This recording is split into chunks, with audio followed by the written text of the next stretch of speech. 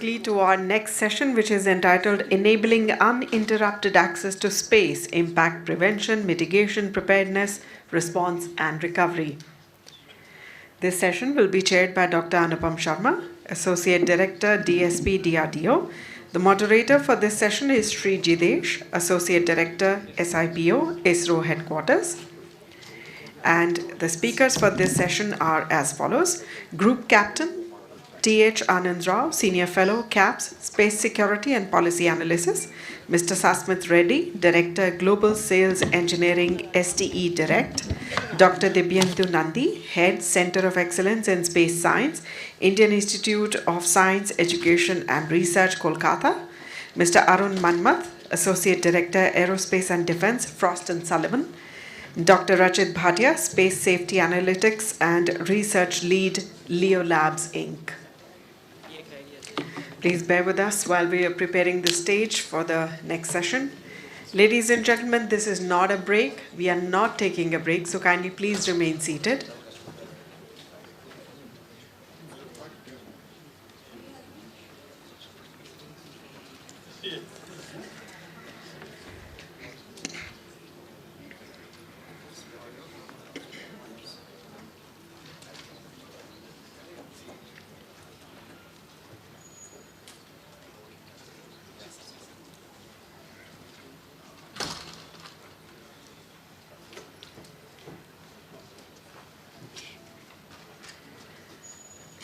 I request the esteemed chairperson and the esteemed panelists and the moderator to please join us on stage.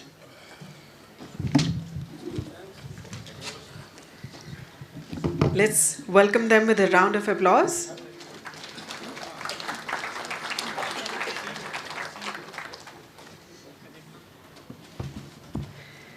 With that, I hand it over to the esteemed chairperson, the chair of this session, Dr. Anupam Sharma.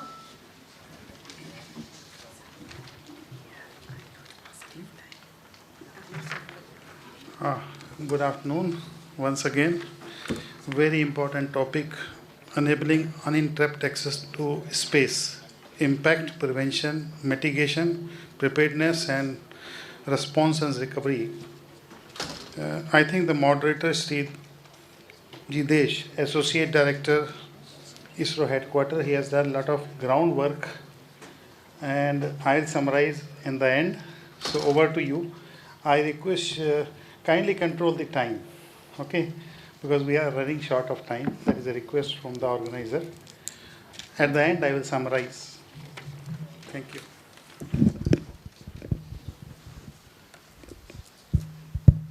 Namaste to everybody.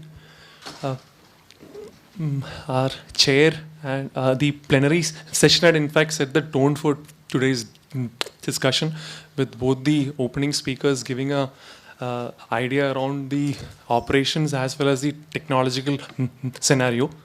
Amongst the speakers, we have policy experts, analysts, then people who are actually doing things.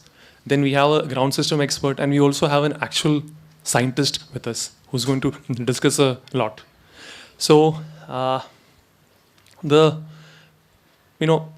I reframe the theme, it's actually, can we take space for granted? Is the access always assured? So with this thing, I'll request Sri Group Captain Anand Rao to start.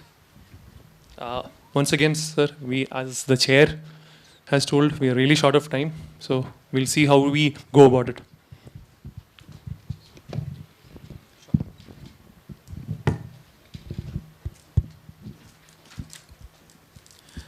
Good morning, everyone.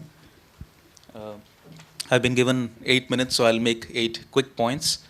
Since the session is uninterrupted access to space, so I would say that the hindrance to this are the threats and hazards in space, and all the issues related to safety, security, and sustainability in space are all dealing with how to reduce these threats and hazards. And one of the greatest enabler to understand and mitigate these threats and hazards is the space situational awareness. And therefore, we need to take that space situational awareness seriously. So what are these threats and hazards?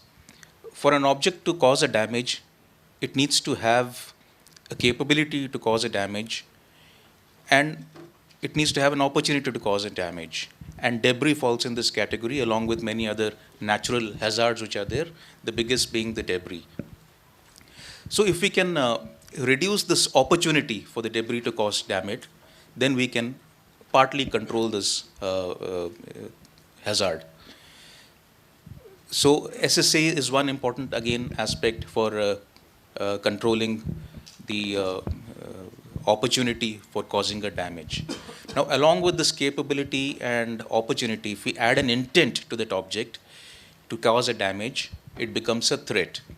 And in this category of threats, we have all the ASAT weapons, whether it is kinetic or electronic weapons, directed energy weapons, cyber attack weapons. All these are threats. And accidents, of course, could be threats and as well as hazards. So threats are something which we definitely can control at a global level through various laws and regulations. And also, even at a national level, we can control it by having various countermeasures to control the threats. Whether it is at the government level, at the operator level, we need to keep our satellites safe. Now I'll talk about collisions, and I'll take you to an incident which happened in January, which Leo Labs had reported. This is a near-miss situation between an SL-8 rocket body and Cosmos 2361 dead satellite. Everybody expected that these two objects are going to collide. The altitude was around 984 kilometers, but we were just fortunate that the objects didn't collide. And the near-miss distance was just about 6 meters. And people who are regularly watching this would have had some hair-raising moments. Air Commodore Terry was the one who even wrote about it. So now 6 meters is too small a distance to be even called a near-miss. So I would say that Kessler's syndrome is not something for theory and in books. It has to be taken seriously. It can happen anytime, and we have to be prepared with such situations. And there have been many cases of near misses and breakups in space, or re-entries, conjunction alerts, even collisions. Many have been reported, but some have gone unreported also, or there have been a delayed reporting. And from these incidents, I don't want to give the statistics of all the incidents that have happened, but from these incidents, I can only draw 3 lessons. First is that our detection capabilities in space have not kept pace with the rate at which the space traffic is increasing. And secondly, our information sharing mechanisms on space objects is yet to mature. We need to have a greater level of automation in this aspect. And thirdly, I think we need to be ready for surprises in space, because the unknown quantity is quite large, and I don't know how the insurance companies are covering that risk and the terms and conditions, but that risk is actually a very unknown quantity, and that unknown is quite large. So now what about the SSA? What are the problems in SSA? There are many issues in the existing SSA, but I'll just touch upon some of the bigger issues, and the bigger issues are our surveillance networks. Though we don't have any single agency or entity which can say that we have a truly global network. But yes, there are many radars across the world, many telescopes, and if we combine all of them, we would be able to cover the entire globe. But the point is, all these are not combined into a single, architecture. So that is one issue. All the sensors needs to be put in on a single architecture to be accessible, whether it is the private entities or the agencies or even the amateurs. So that is one issue. The other is the object sizes. I believe that will be touched upon by Rachit. We have the object sizes for the debris, and I'm particularly concerned about the millimeter level scale of debris, which actually goes undetected, and there are millions of such pieces, and that is the unknown quantity for which we need to develop better SSA skills. And also the object sizes of debris between 1 mm and 10 centimeters, there are some capabilities but not sufficient to detect them. And next is, of course, I covered about the information sharing mechanisms, but the space object catalogs are also fragmented, and that is one issue which needs to be addressed. And the other point is about the microsatellites. Again, there was another instance of a company called Space Peas, Swarm Technologies, which wanted to launch pico satellites called Space Peas in 2018, and they were denied permission by the US FAA. But ultimately, they did get launched. That's a different story. But they were denied permission because they were too small to be detected. And so how do we deal with these kind of pico satellites and nano satellites, which actually are difficult to detect, as well as they do not have the capability of keeping themselves safe by maneuvering to safety? So while these are the major issues in SSA, what do we need to do to get accurate SSA data? I would say that firstly, you need to have accurate space object data so that you can use it for verifications. The data needs to be complete so that it can be used for making predictions. And the information that is given has to be timely so that there is reaction time for taking any avoidance action. And I would put more emphasis on the timely part of it, because in the present scenario, it takes a lot of time to realize what is happening and take evasive action. So the next I'll talk about the congestion part of it. In space, we all know the 600 to 1,000 kilometer altitudes are the most congested. Yet we find that most of the mega constellations in LEO are around this altitude band, either below or above, just above. They're hovering around this band. Though they may be safe, but if there is a collision, then we don't know which direction the debris will go. That can't be predicted, and it's again going to increase the debris population in the same altitude band. And another point I would say is about the dual use. In dual use, I would say that the private satellite operators are also at risk. It's not only the military satellites which are at risk. So that aspect has to be factored in, and we have seen it adequately in the Russia-Ukraine war, when the Starlink satellite has been targeted through cyber attacks as well as jamming attacks on their terminals. And though this Starlink constellation was given as a humanitarian aid, but it was used for the military, and therefore the Russians were planning to target this constellation. So private operators have to be mindful of this particular aspect, that they are also at risk. So to conclude, I'll just say that to be safe in space, firstly, you need to have the visibility in space. You need to have regulations which are not voluntary, but the regulations have to be binding. And thirdly, satellite operators, especially the private operators, have to take measures to keep themselves safe. Thank you.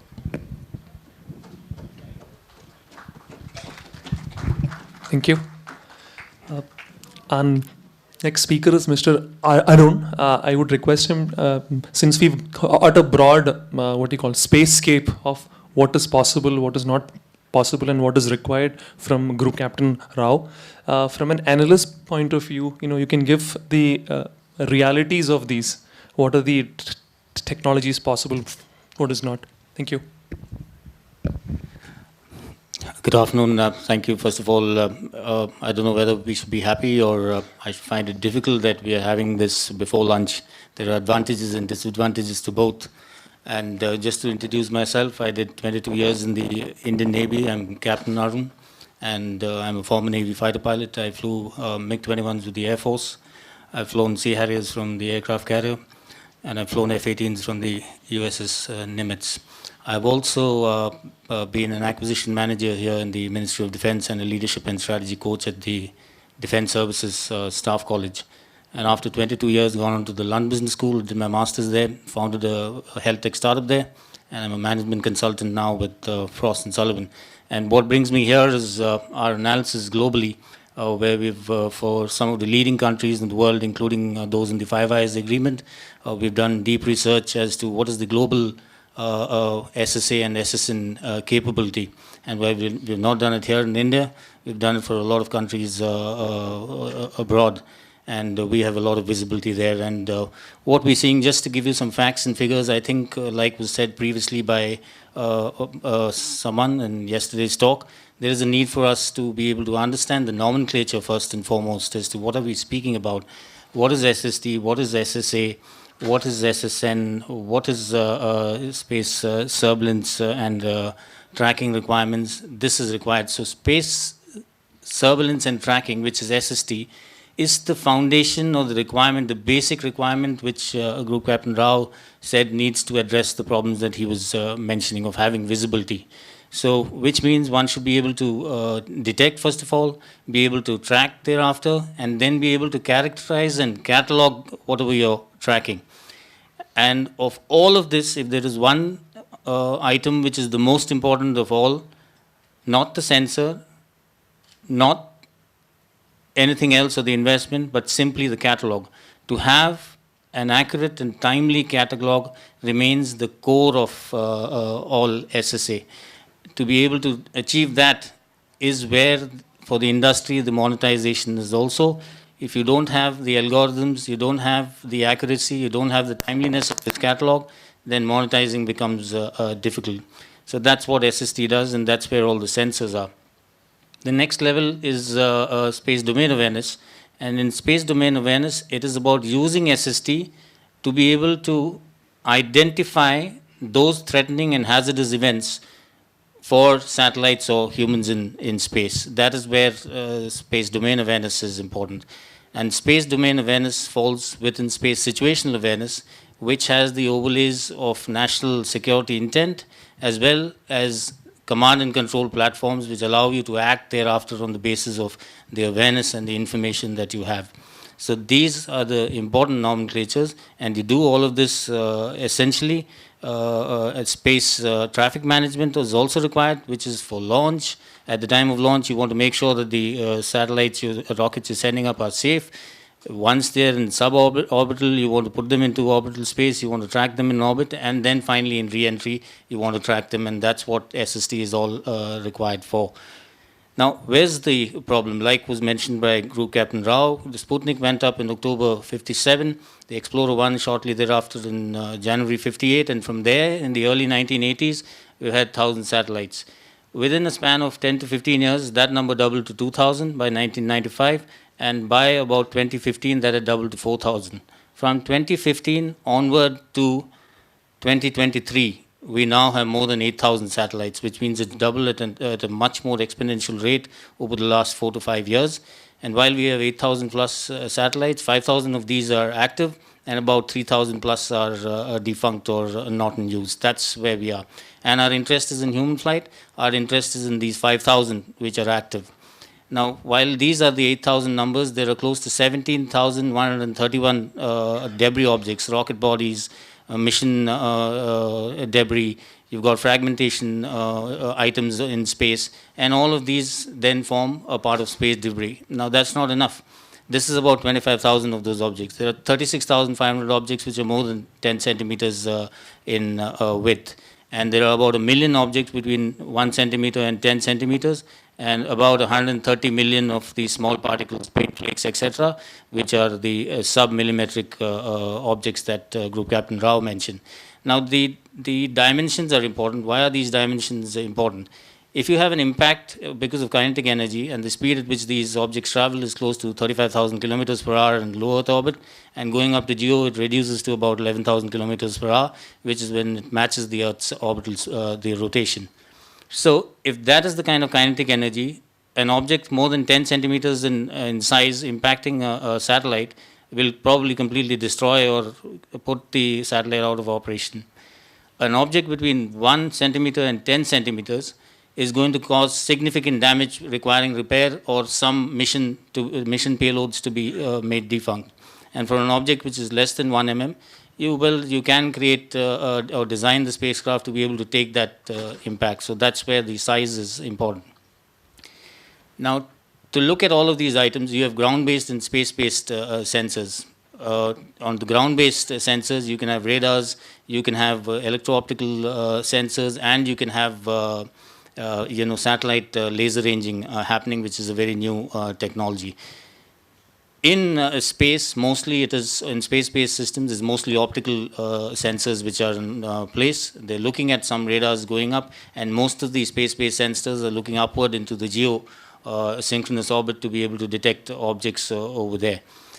Now, in radars, there are multiple kinds of radars that are in use. You can have a continuous wave radar, which allows you to measure velocity and through the Doppler effect. You can have a pulsed radar, which allows you to measure more accurately.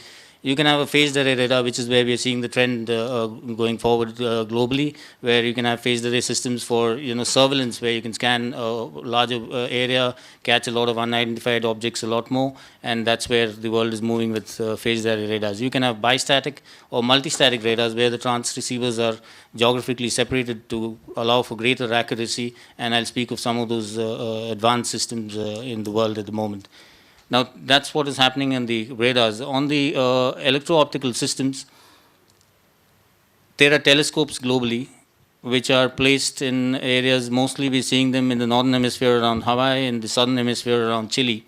That's required because, one, they need low light conditions where there's no other pollution from other light sources, so they're kept in hilly areas and far-off areas where such distractions are not there. And you're also seeing there are 1 meter telescopes, and these are spread across the world, and through collaboration, you need these multiple telescopes, and these are largely being used for geo-orbitals. The radars are used largely for LEO orbits, and slightly more, up to 2,000 kilometers, and the electro-optical systems are used for geo-orbitals at 35,000 and 36,000 kilometers. The last of these is the SLR, which is the satellite laser ranging. This requires a cooperative satellite. You can't use it to detect debris.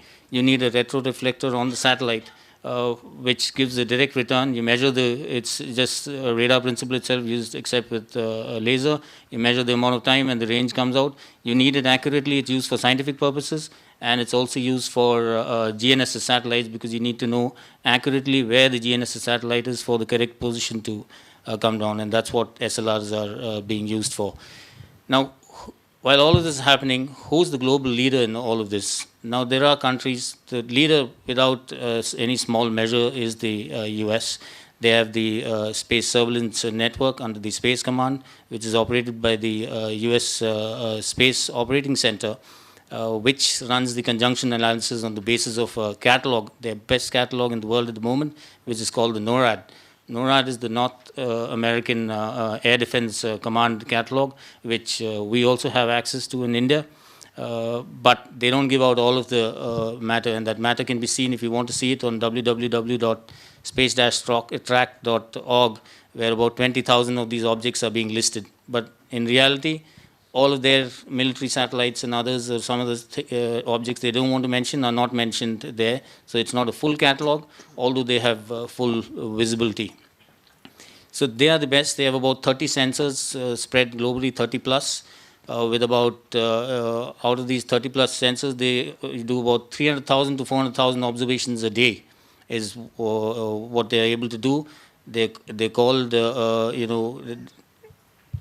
defined sensors, collaborative sensors, and complementary sensors. So the defined sensors are the ones whose primary mission is SSA. The combined sensors have a secondary mission of SSA, and the auxiliary or the collateral systems are the ones which can also be used. For example, you could have a ship radar which has the SAM-6 radar system or the Aegis system, etc., which can look out to 500-600 kilometers into space, and you can use those ship's radars. So those are the auxiliary systems. The best system they have is the space fence system, which is radar operated. It's a bistatic system. It was initially in Texas till 2013 and established at a cost of $1.6 billion US dollars. And along with running costs, at the moment it's also there in the new system is in Marshall Islands and in Australia.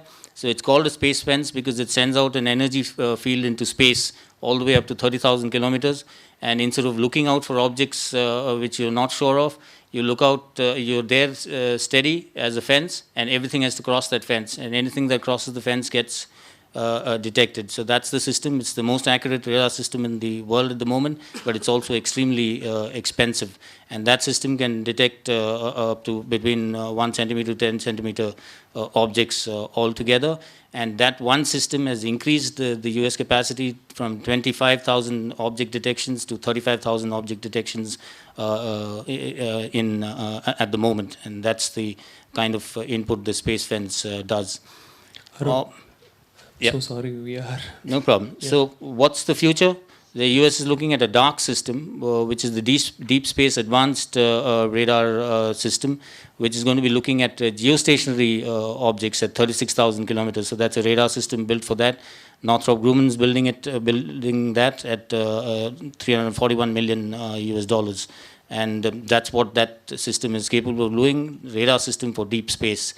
On the electro-optic side, we are also involved in this. We have large telescopes being built by India. The Indian Institute of Astrophysics based in Bangalore is supporting the University of Caltech and the University of California, as well as Canada and Japan in a collaborative effort to build this large 30-meter telescope, which is going to be providing a lookout all the way to GEO. So we are also actively involved. We're one of the countries in APAC, along with China, Australia, Japan, and us. And globally, the best catalogs are maintained by the Americans, the second by the Russians, and then the third is by France. So that's a landscape. We're happy to answer any questions subsequently. Sorry for taking some more time. Next speaker is Dr. Ajit. He'll actually, I request him to stick on to, what is actually possible now from an operations point of view, and obviously sticking to the time also. Absolutely. No, I couldn't have asked for a better setup after what Anand and Arun have already mentioned. I mean, they have introduced Leo Labs and also SSA to the crowd, so that is perfect. Before I proceed, I must thank SIA for having this event and having us for this discussion. I mean, it's phenomenal. So I will focus on answering some of the points that have already been raised. One of the thing is latency, near real time, and so that is where Leo Labs come in. Leo Labs operate global network of ground-based radars, and we have a capacity to build and deploy radars within 9 months. Which is unmatched and unprecedented. Excuse me. So, with this, it makes possible for us to have this sensor deployment all over the globe and be able to track the scale at which the space population, the resident space objects population, is growing in low Earth orbit. So that is one of the USP of commercialization that Leo Labs bring into picture. The next thing is about the time from which we observe an object to when the data is available. It's near real time. It's within 15 minutes of a pass. When an object passes over our radar, the data is available to the user for consumption, and the conjunction alerts are issued, and we are already providing services to more than 60% operational satellites in low Earth orbit. So that is where. Sorry, I have a itchy throat, so apologies for that. But that is where the value comes into picture, because that is not possible with legacy system like NORAD that have been mentioned. Leo Labs was built on AWS, is built on AWS cloud platform, and hence we can provide services at this scale and at this speed.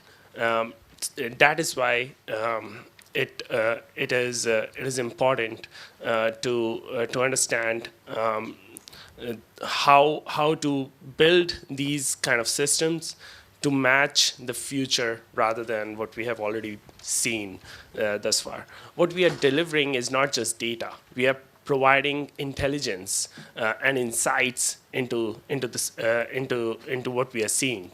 We are monitoring, identifying, monitoring, and observing all these objects continuously, and we are delivering threat assessment at a scale, which is important from defense perspective. We are monitoring space behavior continuously at a scale. This continuous and at a scale is what is not available from legacy system. And if I were to compare from what is available from NORAD and spacetrack.org, you will get an update about an object every 8 hours. But we are able to provide an update on an object every, some of the objects have revisit rate of 4 times a day, and up to 6 times a day at times. And the accuracy at which we can share the state vectors is down to 20 meters RMS value, with radial at times down to 10 meters. So that is what is important. While comparing, as we are comparing, we will get a TLE from legacy system. So that is the comparison.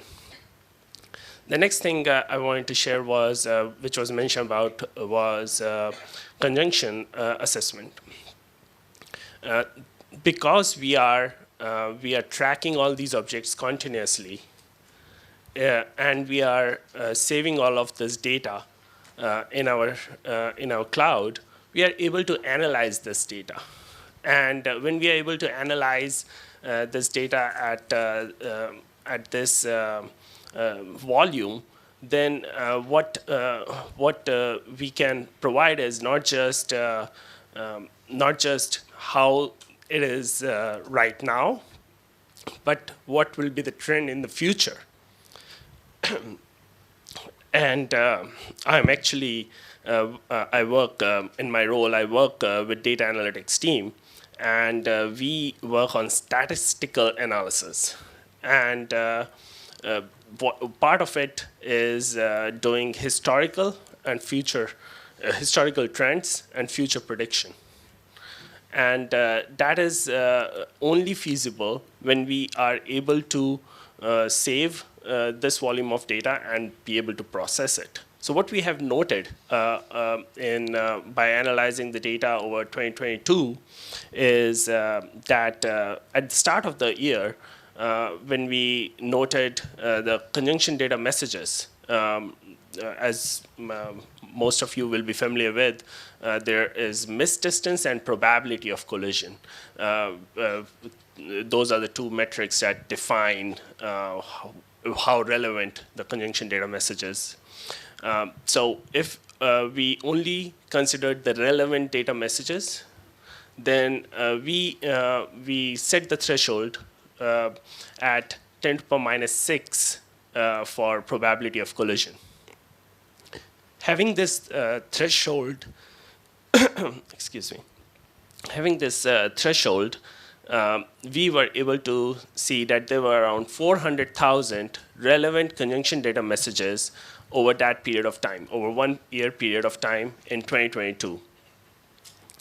Out of those, there were 60% which involved operational satellites and 40% which involved derelicts. So what we are seeing, what we were seeing was the problem that Arun was mentioning about. There's SDA, Space Domain Awareness. There's SSA, space situational awareness. And then there are subcomponents of space traffic management and space debris management, right? So when derelicts are involved, it is space debris management. And when operational satellites are involved, space traffic management. So 60% of the conjunction data messages were space traffic management, and 40% were space debris management. By the end of the year, the proportion switched, and the problem, I should not say problem, the percentage of space traffic management was 80%, and space debris management was only 20%. So that reflects how quickly the operational payloads are being deployed in low Earth orbit. So that is critical to know how quickly we will need policy and regulations in this area, and how quickly we will have to manage this. Having said that, we work with operational customers every day. And there have been a lot of mention about Starlink. We work with OneWeb, and we have seen that they have been the most responsible actors in space, I should say, because their business depend on it. So what we have not seen is a very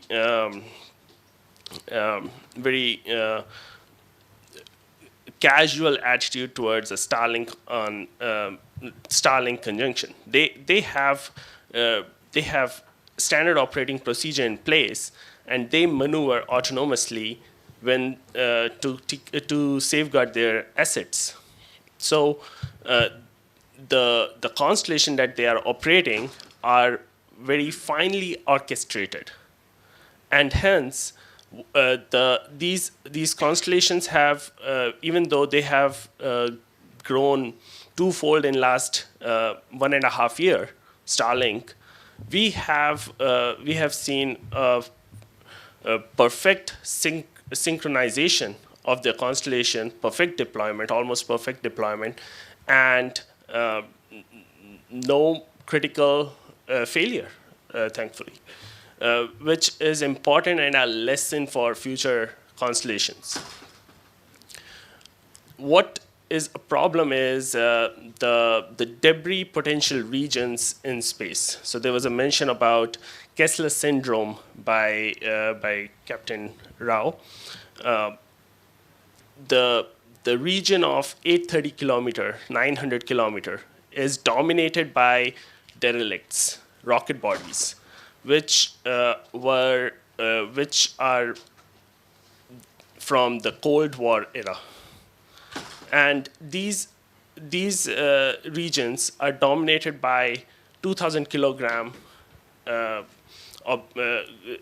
dominated by objects which are 2,000 kilogram in size and like 50 feet, almost school-size bus, and these do not have maneuver capabilities. So these are the regions where the Kessler syndrome, you can say, it is probably almost begin. It's all already in place. If an event like this happens there, whereas it was mentioned 6 meters of mist distance that we reported in January, then it will result in a lot of debris, which will be hazardous to any of the constellations or objects below that altitude. And that is why ADR is becoming important, active debris removal.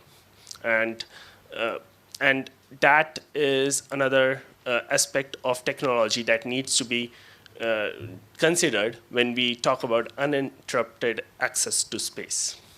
Rajat? Yes. Okay. So one final point that I want to make is, I think when we talk about uninterrupted access to space, it is also important to consider uninterrupted operations in space. I think we are talking a lot about launch and putting satellites up there, but operations which involve SSA, space weather, and continuous mission operations, the recent change in guidelines about from 25 years to 5 years mission life in low Earth orbit is a step in that direction from FCC. And I think those guidelines needs to be followed, and with the technology coming, new technology coming very fast, it becomes important to deploy fast, have an agile system which can be replaced sooner and operated in a more automated manner. Of course, there is manual oversight required, but having redundant system which can validate and verify, like Leo Labs is able to track all of these objects and is able to note all the behavior of objects. If there's maneuver by Russian object, for example, there was a Russian object research P3 which came to life after 8 years. So those kind of behaviors need to be continuously monitored and independently verified. And that is why we not only need commercial sector involved in this, but also to be an active player, and equal importance for the international collaboration. Thank you. Thank you. Yeah, sure. Our next speaker is Dr. Dibyendu. He's a scientist.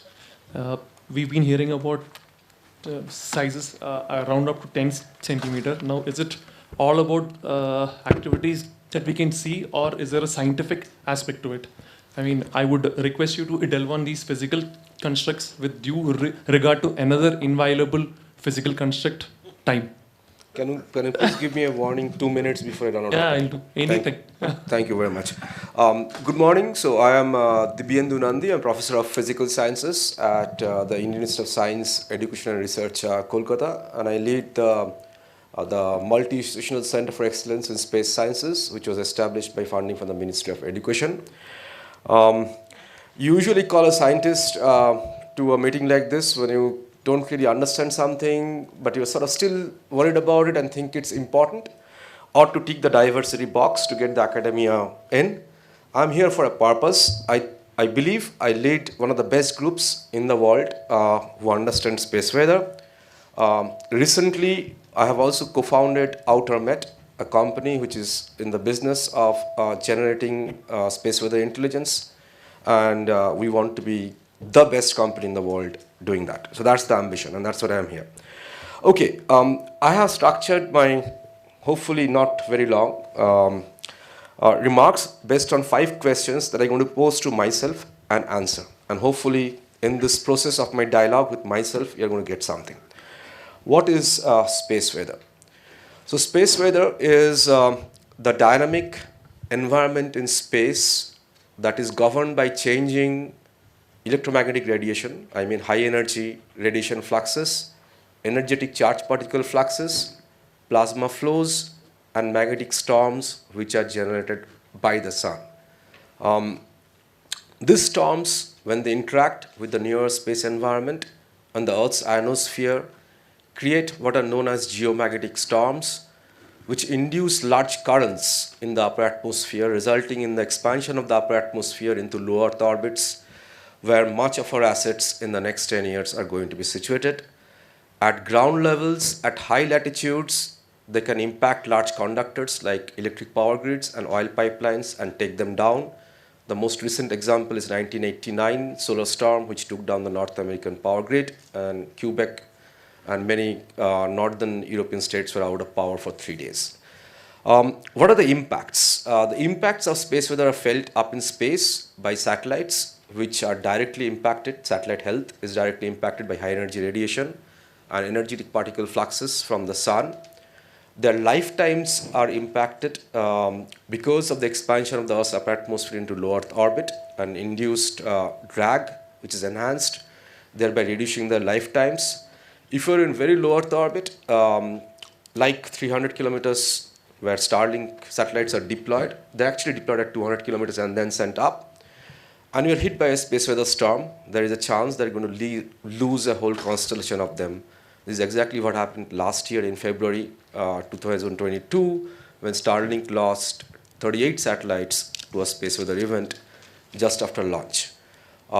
They also impact telecommunications, navigational networks, which are dependent on communications through the ionosphere, because the state of the ionosphere is governed by the flux of energetic particles that is injected during a space weather storm. Okay, the next question that I want to pose for myself is, why is space weather important from the strategic perspective, and why should the defense and the armed forces be worried about it, and what should they be doing about it? Well, so just like you worry about the environment around you on Earth, if you have strategic assets on space, you need to understand your environment to be able to survive, operate effectively, and leverage space for yourself.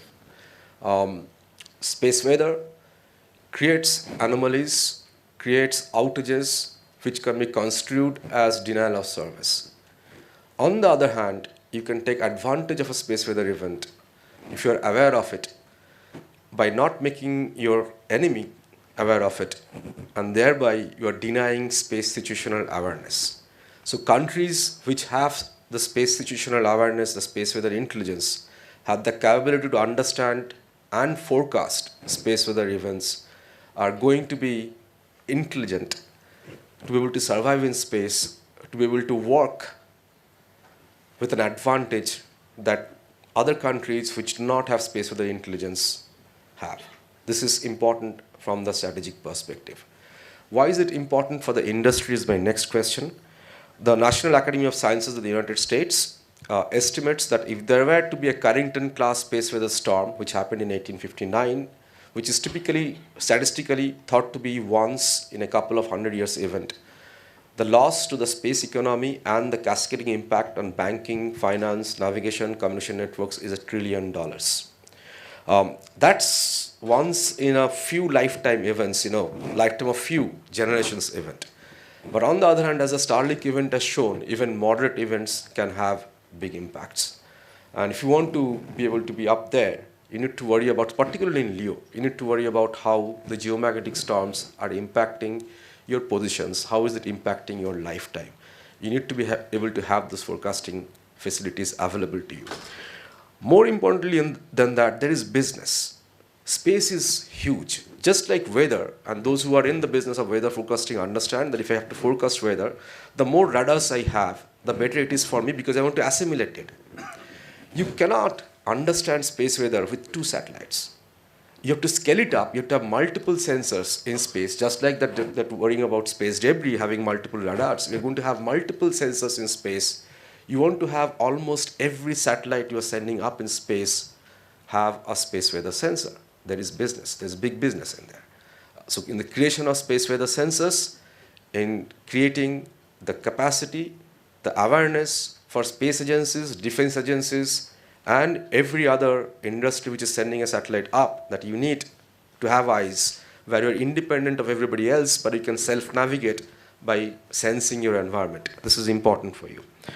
The last question I have is for me to answer to yourself, what capability do we bring from my group and from OuterMet? We use machine learning and artificial intelligence, data analytics on satellite data to predict solar flares, solar storms. So we can give you advance warning of when a solar flare is going to happen. The biggest storms which create geomagnetic impacts are known as coronal mass ejections. The literally vast amounts of magnetized plasma which is ejected out of the sun, they can be directed anywhere. Sometimes they hit the Earth's magnetosphere. These are the ones that result in the induced geomagnetic currents and the expansion of the Earth's atmosphere, failure of power grids, and failure of multiple bunches of satellites at low Earth orbit. We have also developed the capability to predict the intensity of geomagnetic storms based on near-sun observations, which I'm proud to say that no other group in the world has. No other group in the world has. Okay. Dr. Nandi? Yep, so I'm done. So we are able to now give you this intelligence. As a teacher, I'm happy to help you understand, build capacity in what is space weather. As somebody who's involved with OuterMet, we're happy to help give you the space weather intelligence. Thank you very much. Thank you. A scientist indeed. Dot on time. Thanks. Rachit actually mentioned it is not just about access, it's about operations too. So our next speaker is Sri Shashmit. I request him to delve on the ground aspects of the access, uninterrupted access to space insofar as operations is concerned. What are the kind of technologies and products deployed? Thank you. Thank you, With a brief Jinesh. introduction of yourself, obviously. Oh, thank you. Thank you, Jinesh. My name is Sasmit Reddy. I've been working with a company called iDirect for the past 20 plus years. We are the ground segment communications providers for defense, military communications for many years. We are one of the leaders in that segment. So one of the things we look at is, yes, there are all these different events that happen that would prevent communications. We are detecting it, preventing it, etc. You're going to have certain instances where there would be impacted services, whether due to debris or due to solar flares, etc., right? But during these events, how does the defense in the front line continue their communications? And for that to happen, it's very important that the ground segment has all the functionality, the ground segment itself detecting an anomaly that has happened. It's not in its control, but understanding that the communications are interrupted, and how do you diversify that, right? How do you ensure that the communication has taken a diverse path so that the soldier in the front is not impacted by loss of communications. So there are things that we have done over the past 20 years that do provide this diversity, that provides multiple access paths to a front line, whether it's due to beam switching, satellite switching, band switching, whatever that may be required, obviously planned ahead of time and implemented, so on and so forth. Not only do we look at it from a remote user perspective, but also from a centralized teleports or gateways or the baseband hub perspective. You may need redundant systems for static hub deployments, or even as a tertiary back, let's say resiliency. Thank you. As tertiary, even mobile hub capabilities, right? So you could have to overcome certain issues with adversaries, knowing where your central locations are, transmission locations. You could have a mobile hub facility that is on the move, comes up wherever you need to, and then the remote terminals would lock into that. And so all these things, capabilities have to be built into the ground system to ensure continuous communication in such events in such times when you have such events as where the communication is impacted due to various events, right? Whether it's natural events or man-made events. In addition, so there are various aspects to that. It's not just the diversity, switching over, etc., but also preventing certain detection, not by just us, but also by our adversary, right? So they could be detecting, they could be observing as we are trying to observe what's going on in space, and then trying to analyze and figure out where our troop movements are, right, on the border or wherever that is. And how do you mitigate that, right? So iDirect was the first to come out with Transac for the US DOD, right? So Transac communications, and then now we are into our third and fourth generation Transac now, where we have continued to add capability or other detection and prevention functionality within our transmission security. So similarly, we're going into newer areas where we're working on secure waveforms.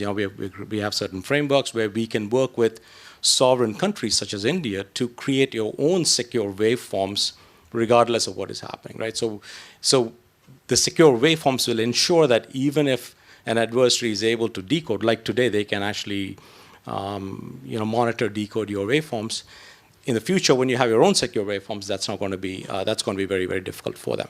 And then you link that with QKD, et cetera, then it makes it even more difficult. So the ground systems have to work in conjunction with your space assets to ensure you have multi-path communication, multiple diversity, things, so on and so forth.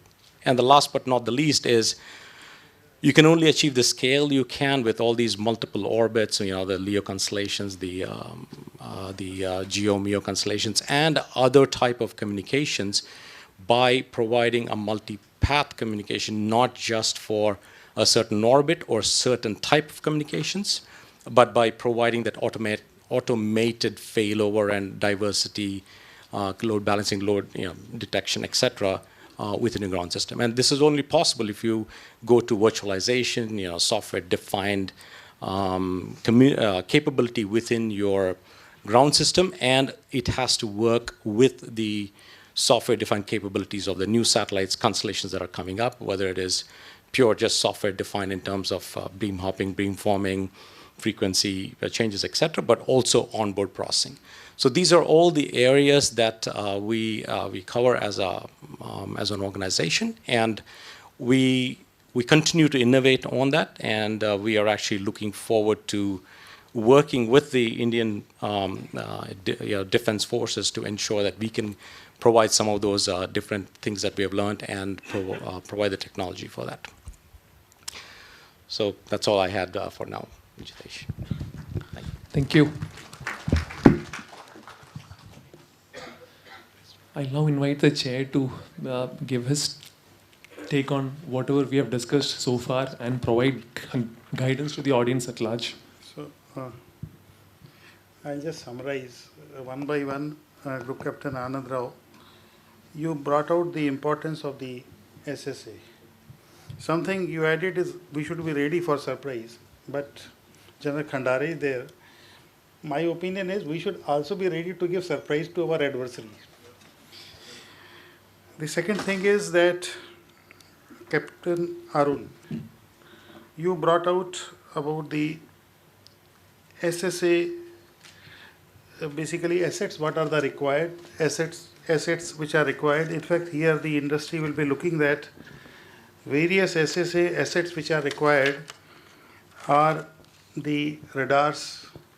Today India has got a capability to develop S-band radar, X-band radar, but Ka-band radar is still to be imported. So challenge lies to the startup and the youngsters that we should have a Ka-band radar also.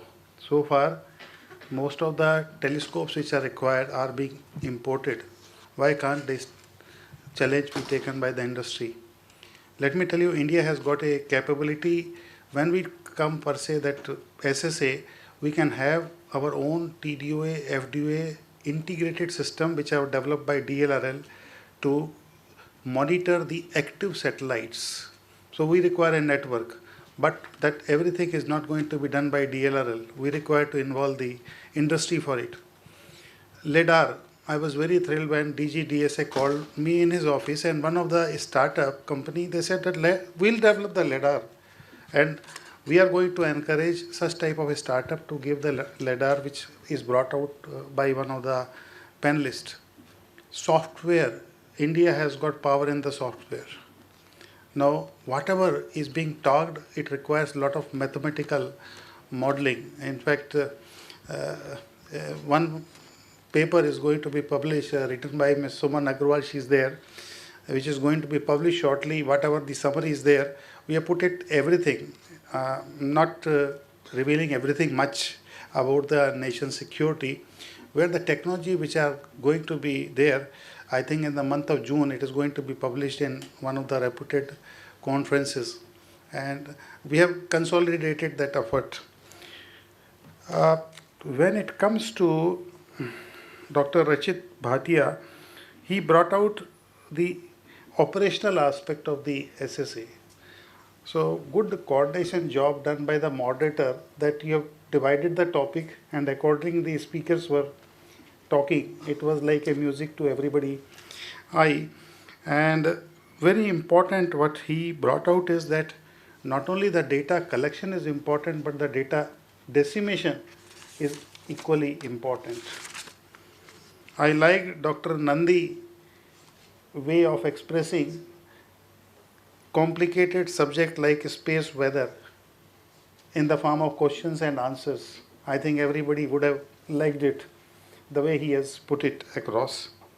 And then Mr. Shashmith has brought out the concept of the transaction security.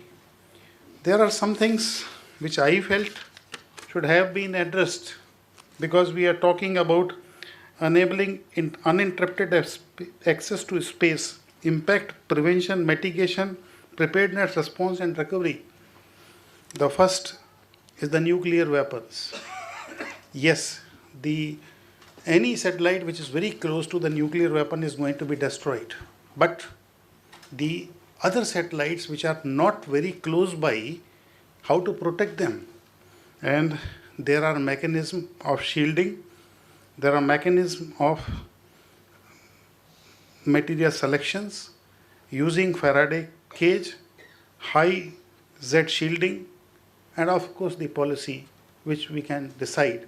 So we cannot say that there is a threat exists and we should just say that it will damage the satellites. Of course we have got an option that we can launch many satellites in the form of constellation, but I think any time a military satellite is designed, we must think that in case there is a nuclear kind of attack, how we are going to protect it if we are very not in close proximity of this thing, because not only this nuclear weapon, there are some side effects like X-rays, gamma rays, how to protect it. Today, material, whenever we design a satellite, Mr. Subbarao is there, he knows that parts, materials and process are the most important thing. So let us not ignore. But again, one word of caution, once we are doing it, the cost is going to be very high. So any satellite, if we want that it should not have this type of a problem, we can prioritize this requirement. Jamming, spoofing, uplink, downlink jamming, cyber, putting a virus, all these things are there and the concepts are being written. And many countries have already implemented it. Enough literature is available. But let us also understand that any satellite which is strategic in nature, we should prevent this jamming by having directional antennas, nulling antennas. We should have the convolution BCH codes to correct the errors. All these philosophies are already well written in the cyber domain, and we must ensure that we can have a checklist of the important satellites. This type of things to be implemented it's equally applicable for the industry, because I was surprised when I read that Elon Musk, when Russians tried to jam whatever this constellation, they could not do it. So that means already industry is aware that what protection mechanisms are required and they can implement it.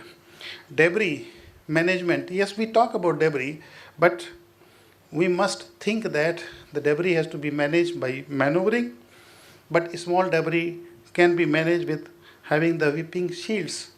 So important satellites can have those type of materials. There is a concept which is going on about the smart nanomaterials. Very small debris, if it hits the satellite, can we have smart nanomaterials which can self-repair a satellite? At least we should think about it, especially the young generation. ASAT missiles is a challenge. We cannot think that it will come and hit my satellite. We require bodyguard satellites. We require camouflaging our satellites so that the adversary should not know what kind of antenna elements are there and they make out what is the application of the satellites. So we require some preventing measures for this. Co-orbital, again, bodyguard satellites, maneuverability that is required. Natural emissions which is brought out is very important by selecting proper material, part and process, having proper TID, total ionizing dose specification, single event upset specification, single event latch up. These are the things which are already laid down by ISRO. So industry can take up that guidelines from ISRO and develop those type of satellites if they are important in nature. Finally, I want to tell you that in a summary, if you just see that as a preventive measure to make it. One is the architecture is going to be very important if you want to have a uninterrupted access to space. For constellation, as I brought out in the morning, that you require the constellation with multiple roles to play. So that if one constellation is attacked, the other constellation can take the role of the previous constellation. You require overlapping role of the constellation so that if an asset, if in one constellation is damaged, the other constellation can also take the role. And we should avoid that a single constellation, if one satellite fails, the entire constellation should not fail. It's something like a star technology should not be used. Technical side, everybody agreed for the SSA, communication security, transmission security, and also data security. There are various methods. I will not go into it. And finally, the operational aspect of it, by having LODs, by keeping many satellites in the orbit, and they can be ejected whenever the demand arises. We can have the decoys. So far we are not having a concept of the decoys. And also, as I said, take adversary by the surprise. Why can't we have the satellites having the laser and DW capabilities? And if we come to know that our satellite is going to be attacked, it will become a deterrent for the adversary. And these are the concepts. I just wanted to add what the speakers have covered. I want to thank the audience for a patient listening. I think we are late by 5 minutes. You want to take 1 or 2 questions? Otherwise, take. Sure. I would say the way we discuss, considering the positive time was to have questions. So I'll start off these questions with Sri Rao. Yeah, we'll just set the tone of the questions and then immediately go to the audience. Immediate consequence of uninterrupted access to space is the huge traffic. So what are your views on how do we manage this traffic, and as a country in a multilateral scenario, how can we drive the discussions? So I guess you're hinting towards the space traffic management part of it. So there's no doubt the traffic in space is going to increase, and to arrive at a workable space traffic management, we need to actually look ahead into what is the kind of space traffic that we expect, not too far into the future, but even maybe say 2030. We don't see, right now we see only 1 or maybe 2 rockets being launched at any given time, but we could be in a situation there would be multiple rockets being launched. There will be recoverable rockets. There will be space planes which are taking off from the runway, going into the suborbital region, going into space, re-entering, landing back on the runway. There will be high altitude balloons, UAVs flying into the suborbital region. So the suborbital region is going to become busy, that's one. And even for the orbital region, there will be a very large number of satellites. Somebody has given a figure of 1 lakh satellites in this coming decade itself. So the orbital region is also going to become busy. And there will be traffic transiting through the airspace into space, coming back into airspace through re-entries and controlled re-entries and recoverable rockets and all that. So it's not just space traffic management, it has to be air and space traffic management. That is my take on it. And right now in the United Nations, UN COPIAs, there are hectic discussions going on the subject, how to arrive at a STM, and what is immediately possible is at a regulatory level to have regulations and SOPs in place to control this kind of traffic.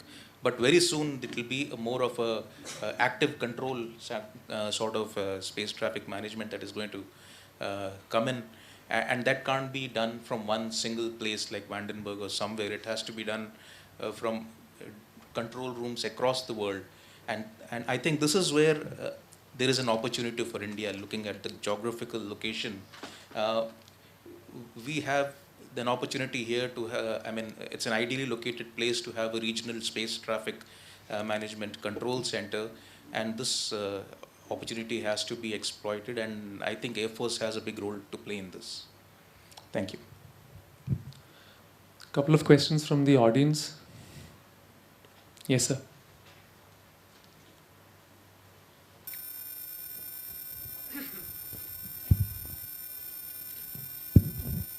Sir, I'm Air Marshal Bedi. I just want to ask, what is the country's commitment towards protection of the commercial satellite? You know, we are asking commercial entities to come up and contribute more. Like a big industrial house, private industrial house is attacked in a country, it's like declaring war on the country. So to put it in context, tomorrow if a Starlink satellite is kinetically attacked by Russia, should it not amount to declaration of war against the US? Thank you for the questions. These are very difficult. We didn't have the time to bring out the organizational aspects. There is the UN Outer Space Office of Outer Space, which is the apex organization globally where people have come together. The Outer Space Treaty has come out from there. Liabilities as a consequence of space operators is laid down there in the Outer Space Treaty, albeit briefly. There's a lot of work to be done there. 95 countries are signatory to this Treaty of Outer Space. And under that organization, like was mentioned, the Corpus, which is the Committee for the Peaceful Use of Outer Space, operates, and that is the body which gets secretarial support from the UN Office of Outer Space. And they operate out of Vienna, Austria. They meet every year. But this is a difficult area because one of the fundamental principles on which the UN has mandated that space be used is for peaceful use and improvement of human life across the world, and that space doesn't belong to any one person. So there are not definite rules, and the rules at the moment are being driven by individual countries. So the US has rules, the Chinese have rules, we have rules, the Russians have rules, and those rules are being implemented at the time of launch. That means if Starlink wants to, if SpaceX wants to launch satellites, when they go for approvals to the US government, they are mandated that they would take space domain awareness services. They would ensure that their satellites are clear of other satellites. They would be in orbits which are clear of other satellites, etc. So individual countries are ensuring this. There is not a global mandate to do this. But like in warfare, the fact that an asset can be threatened is not a reason, possibly not a reason not to invest in it. You've got to invest in it, and you've got to be able to defend that interest. There would be people, and in warfare, clearly, if this is a threat to any country, they are likely to want to target this threat at the beginning, either as a preemptive action or as a subsequent action in war fighting. His point is that how we are doing it right now. So we have in India. 1 minute. I'll clarify. Today also many satellites come closer to us. ISRO has got a maneuvering facility. That's why each satellite has got a lot of fuel which is left there to have a maneuver, and also instructing the other person that your satellite has come closer. Several incidents have happened in the past, but ISRO has got that firm policy how to address. Unless there is an intentional kind of a maneuver somebody is trying to bring, but still you can protect your satellite by having the data which is being shared with the friendly countries. Madam, I think we don't have time. She is continuously looking at me. I request that all the audience can meet the panel during lunchtime so that lunch can also be utilized. And I want to thank the organizers for giving the opportunity to discuss such a vital topic which is of great interest to everybody. Thank you very much. Thank you, Dr. Sharma. I do use the tactical advantage that I have. When I come on the stage, that is an automatic indication that the session now needs to be closed. And thank you for taking the hint. I request you, sir, to kindly do us the honors of presenting mementos to the esteemed panelists as a token of our appreciation and thanks. We thank Group Captain T.H. Anand Rao. Thank you.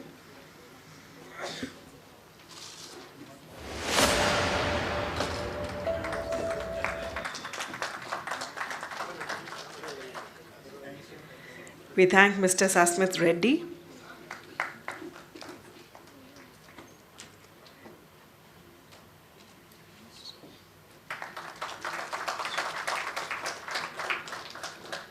Our thanks to Dr. Dibyendu Nandi.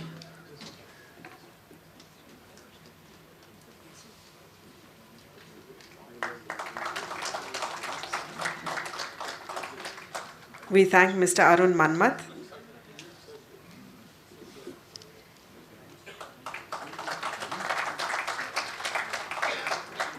Our thanks to Dr. Rachit Bhatia.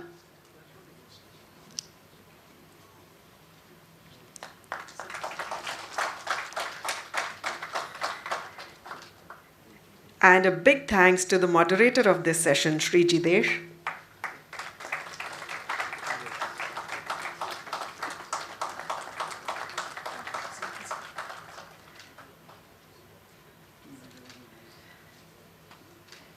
And thank you to the chair.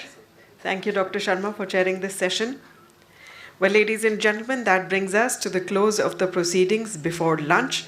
But let me remind you all, we are still behind time, so we would like to cover it with your cooperation. We would request you to please join us back in time so that we can start the next session at 2 sharp. And meanwhile, before we break, let me give you a gentle reminder. Please do not forget to tag us on social media if you are posting on social media. On LinkedIn, we are Satcom Industry Association, and on Twitter, it is DevSat Conference and Expo.